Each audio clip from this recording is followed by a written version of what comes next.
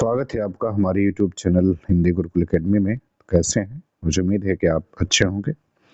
यदि आप जेएसई, GDC, TGT, PGT इन परीक्षाओं की तैयारी कर रहे हैं, क्लास आपके लिए बहुत महत्वपूर्ण है।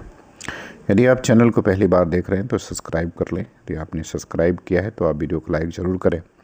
तो चलिए शुरू करते हैं आज की क्लास। पहला सवाल कह रहा है कि गांव के दोनों ओर रास्ते हैं का संस्कृत में सही अनुवाद होगा।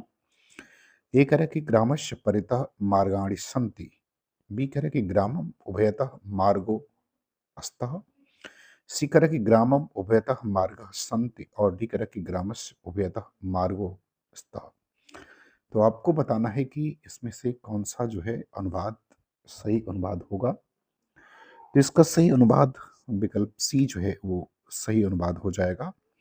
ग्रामम उभयतः मार्गः सन्ति जो है गांव के दोनों ओर रास्ते हैं, ये इसका संस्कृत में सही अनुवाद होगा। दूसरे सवाल पर आते हैं। कह रहे हैं कि लोग कबीर आदि भक्तों को ज्ञानाश्रय, निर्गुनिया आदि कहते हैं। वे प्रायः भूल जाते हैं कि निर्गुनिया होकर भी कबीर भक्त हैं और उनके राम वेदांतियों के ब्रह्मा की अपेक्षा भक्तों के भगवान अधिक हैं।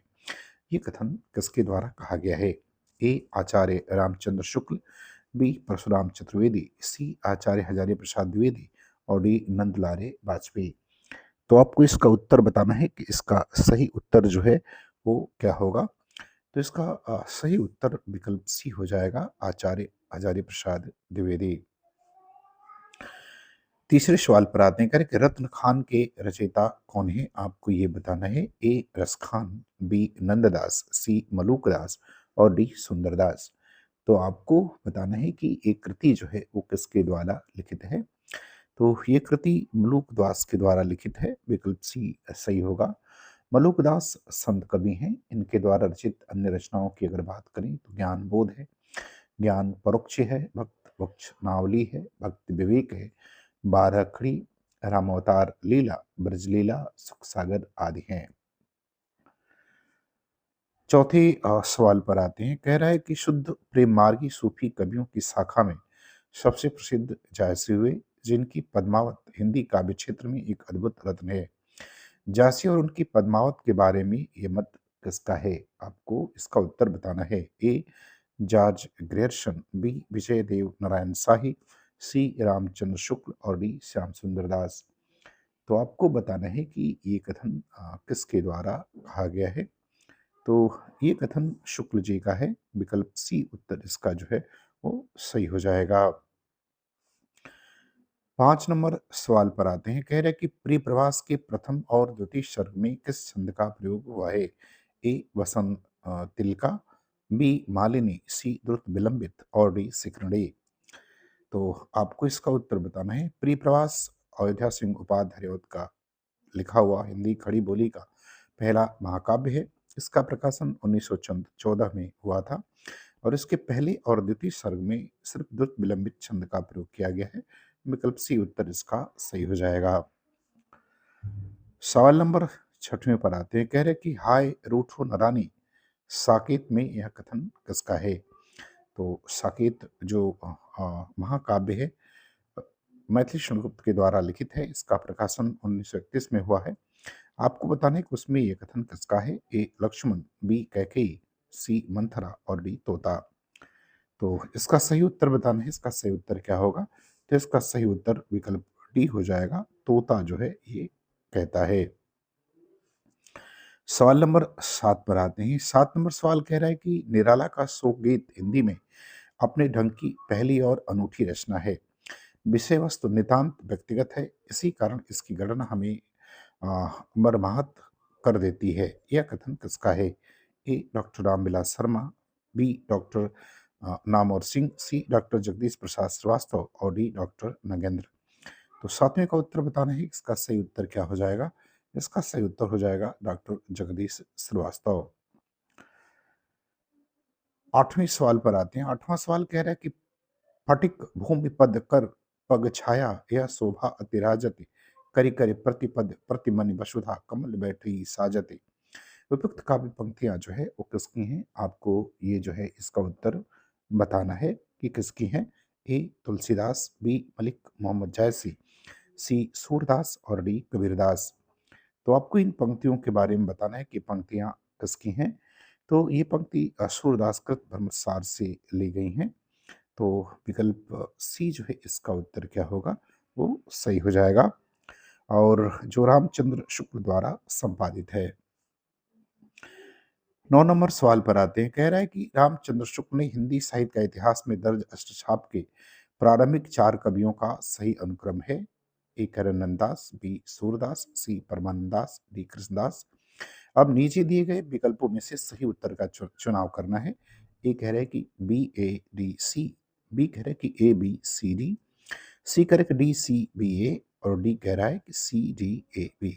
तो आपको इसका क्रम जो है, जो नीचे विकल्प में दिया है, उस क्रम के अनुसार इसको सही बताना है। तो इसका सही क्रम जो आपका बनेगा, वो आपका सही क्रम हो जाएगा विकल्प ए जो है ये सही होगा। सूरदास, नंददास, कृष्णदास और परमानंद दास, ये इतिहास में दर्ज है, हिंदी साहित्य का जो शुक्ल जी के द्वारा लिखा हुआ इतिहास है। सवाल नंबर 10 पर आते हैं। 10 नंबर सवाल में कह रहे हैं कि निम्नलिखित में कौन सी रचना केशव दास की नहीं है। ये आपको बताना है कि कौन सी रचना जो है इसमें केशव दास के द्वारा लिखित जो है वो रचना नहीं है। ए विज्ञान गीता, बी भू परिक्रमा, सी रतन भावनी और डी जहांगीर जस चंद्रिका। तो आपको 10वें प्रश्न का उत्तर देना है कि कौन सी रचना केशवदास की नहीं है। तो केशवदास की रचना भू परिक्रमा जो है ये केशवदास के द्वारा लिखित नहीं है। भू परिक्रमा रचना जो है वो विद्यापति के द्वारा लिखी हुई रचना है।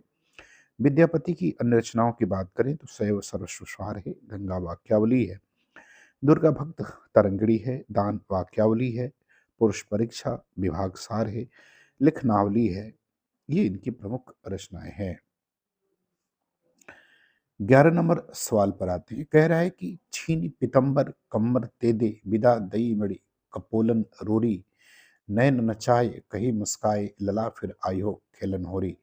आपको बताना है कि ये पंक्ति किसके द्वारा रचित है। ए घनानंद, बी ठाकुर, सी पद्माकर और डी मतिराम।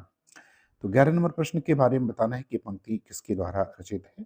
तो ये पंक्ति जो है वो पद्माकर की है। विकल्प सी उत्तर जो है इसका क्या होगा, वो सही हो जाएगा। अब 12 नंबर सवाल पर आते हैं। कह रहा है कि मधुप उपनाम से काव्यानुवाद करने वाले कवि निम्नलिखित में से कौन है। ए महावीर प्रसाद द्विवेदी, बी मैथिली शरणगुप्त, सी माखनलाल चतुर्वेदी और डी भारतेंदु हरिश्चंद्र। तो आपको इस 12वें प्रश्न का उत्तर जो है वो बताना है। तो देखिए, मधुप उपनाम से मैथिली शरणगुप्त ने बंगला के जो कवि हैं माइकल मधुसूदन दत्त की रचनाओं का अनुवाद किया है। तो विकल्प बी उत्तर इसका क्या होगा, वो सही हो जाएगा। 13 नंबर सवाल पर आते हैं। कह रहे हैं कि प्रतिक्षण नूतन वेश बनाकर रंग बिरंग निराला रवि के सम्मुख थिरक रही है नथ में बारिद माला। आपको बताना है कि पंक्ति किसके द्वारा रचित है। ए सूर्यकांत त्रिपाठी निराला, बी रामनेश त्रिपाठी, सी सुमित्रानंदन पंत और डी महादेवी वर्मा। तो आपको इसका सही उत्तर जो है वो बताना है। तो ये पंक्ति जो है वो रामनरेश त्रिपाठी के द्वारा रचित है। विकल्प बी जो है उत्तर इसका क्या होगा, वो सही हो जाएगा। और यह उनकी एक रचना है, खंड काव्य है, जिसका नाम पथिक है। उसी से जो है यह लिया गया है। 14 नंबर सवाल पर आते हैं। 14 नंबर सवाल कह रहे हैं कि यदि भाव भ्रांति कथन किसका है। ए पुरुरवा, बी उर्वशी, सी औसीनरी और वी महर्षि चैवन। तो आपको ये बताना है कि ये कथन किसके द्वारा कहा गया है। तो ये कथन जो है उर्वशी के द्वारा कहा गया है। विकल्प बी जो है उत्तर इसका क्या होगा, वो सही हो जाएगा। उर्वशी 1961 में लिखित रचना है। एक गीत नाट्य है जिसको रामधारी सिंह दिनकर ने लिखा है, और दिनकर को इस महाकाव्य के लिए 1972 में ज्ञानपीठ पुरस्कार जो है वो दिया गया। सवाल नंबर 15 पर आते हैं। 15 में कह रहे कि कुरुक्षेत्र कविता में मुख्य रस कौन सा है, ये बताना है। ए वीर रस, बी श्रृंगार, सी करुण और डी वात्सल्य। तो इसका सही उत्तर आपको बताना है। तो देखिए, कुरुक्षेत्र जो है वो रामधारी सिंह दिनकर के द्वारा लिखित रचना है, और इसमें वीर रस का प्रयोग किया गया है। तो विकल्प ए उत्तर इसका क्या होगा, वो सही हो जाएगा। सवाल नंबर 16 पर आते हैं। 16 नंबर सवाल में क्या कह रहा है। 16 नंबर सवाल में करें कि निम्नलिखित में सूर्यकांत त्रिपाठी निराला की किस कविता में यथार्थवादी चेतना स्पष्ट रूप से जो है वो हमें दिखाई देती है। ए कुकुरमुत्ता, बी चूहे की कली, सी सरोज स्मृति और डी राम की शक्ति पूजा। तो आपको इसका उत्तर बताना है कि इसका सही उत्तर क्या हो गया। तो देखिए, निराला की जो रचना की गुणवत्ता है, उसमें हमें यथार्थवादी चेतना जो है वो स्पष्ट रूप से दिखाई देती है। तो विकल्प ए उत्तर इसका क्या होगा, वो करेक्ट आंसर हो जाएगा। सवाल नंबर 17 पर आते हैं। 17 नंबर सवाल में कह रहा है कि अब अपना और पराया क्या, आबाद रहें रुकने वाले, हम स्वयं बंधे थे और स्वयं हम अपने बंधन तोड़ डाले। ये पंक्ति जो है वो किस कविता से ली गई है, आपको बताना है। ए ध्वनि, बी दीवानों की हस्ती, सी भगवान के डाकिए, और डी करे कि यह सबसे कठिन समय नहीं। तो आपको इसका उत्तर बताना है कि इसका सही उत्तर क्या होगा। तो देखिए, इसका सही उत्तर हो जाएगा हम दीवानों की क्या हस्ती, अर्थात दीवानों की क्या हस्ती। विकल्प बी जो है ये सही होगा। इस शीर्षक कविता से लिया गया है और ये जो है वो भगवती चरण वर्मा के द्वारा लिखित जो है वो कविता है। 18 नंबर सवाल पर आते हैं। कह रहे हैं कि भगवान के डाकिए नामक रचना है। ए कह रहा है कहानी, बी निबंध, सी कविता और डी लेख। तो आपको बताना है कि ये किस विधा की रचना है। तो भगवान के डाकिए जो है वो कविता विधा की रचना है।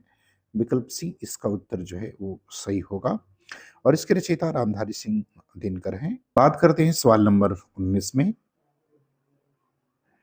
क्या कह रहा है, कह रहा है कि नागार्जुन की कालिदास कविता में निम्न में किसका उल्लेख है। ए विक्रम, बी यक्ष, सी शकुंतला, डी इंदुमती और ई कह रहा है अज। अब नीचे के दिए गए विकल्प में से आपको बताना है कि सही वाला विकल्प जो है वो कौन सा इसमें सही होगा। ए कह रहा है कि केवल ए बी और सी, बी कह रहा है केवल बी सी और ई, डी कह रहा है सी कह रहा है केवल ए डी और ई, और डी कह रहा है केवल बी डी और ई। तो आपको बताना है कि किसका किसका जो है वो उल्लेख किया गया है इसमें। तो देखिए, कालिदास की कविता जो कालिदास कविता है नागार्जुन की, इसमें यक्ष, इंदुमती और अज का उल्लेख किया गया है। तो इस हिसाब से इसका उत्तर जो है वो क्या बनेगा, विकल्प डी जो है उत्तर इसका बनेगा। तो डी सही हो जाएगा। यक्ष का, इंदुमती और अज, इन तीनों का उल्लेख किया गया है। शकुंतला और विक्रम का उल्लेख जो है इसमें नहीं है।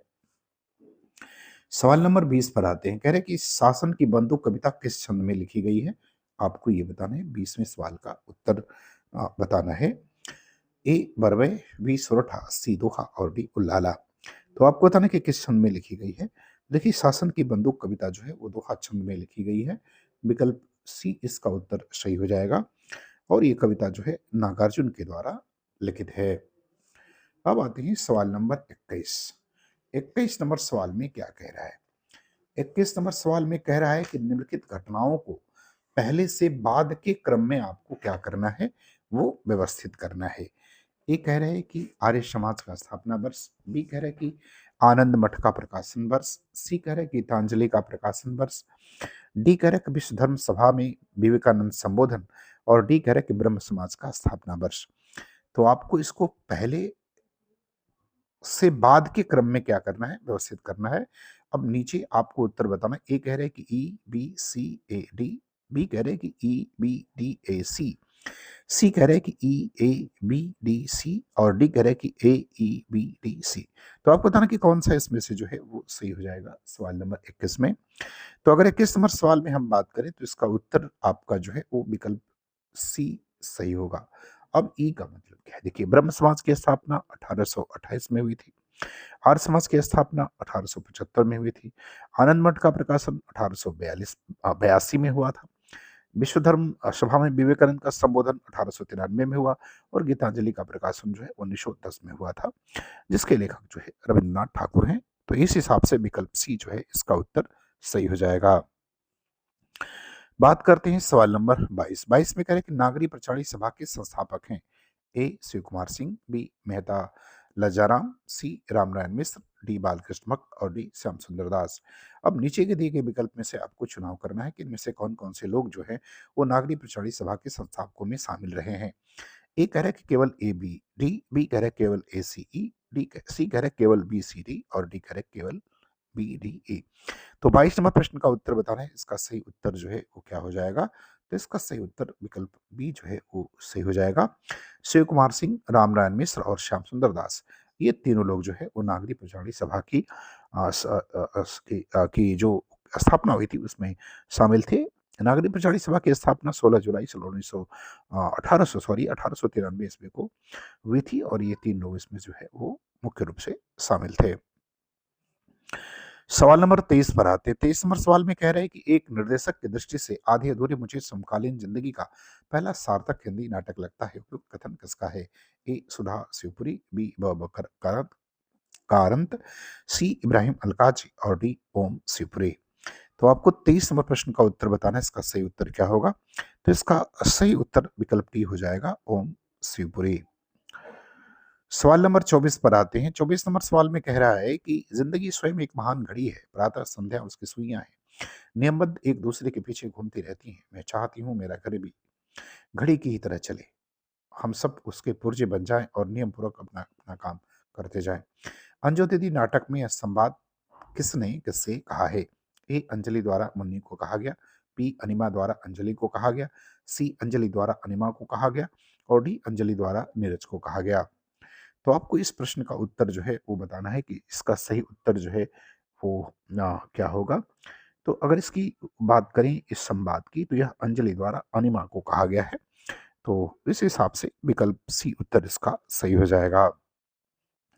अब आते हैं सवाल नंबर 25। 25 नंबर में कह रहे हैं कि महिला आंचल के अनुसार बावन दास के मृत्यु स्थल को ग्रामीणों ने क्या रूप दे दिया? ए बावन की डीह का, बी शहीद स्मारक का, सी भारत माता का थान का और डी चिथरिया पीर का। तो आपको इसका उत्तर बताना है कि इसका सही उत्तर क्या होगा। तो देखिए, फणीश्वर नाथ रेणु के उपन्यास महिला आंचल का प्रकाशन 1954 में हुआ था और बावन दास की मृत्यु स्थल को ग्रामीणों ने चिथरिया पीर का रूप दिया। तो इस हिसाब से विकल्प डी इसका उत्तर जो है वो क्या होगा, वो सही हो जाएगा। तो मुझे उम्मीद है कि वीडियो आपको पसंद आएगी, अच्छा लगे तो चैनल को सब्सक्राइब जरूर करें। पूरा वीडियो देखने के लिए आपका बहुत बहुत धन्यवाद।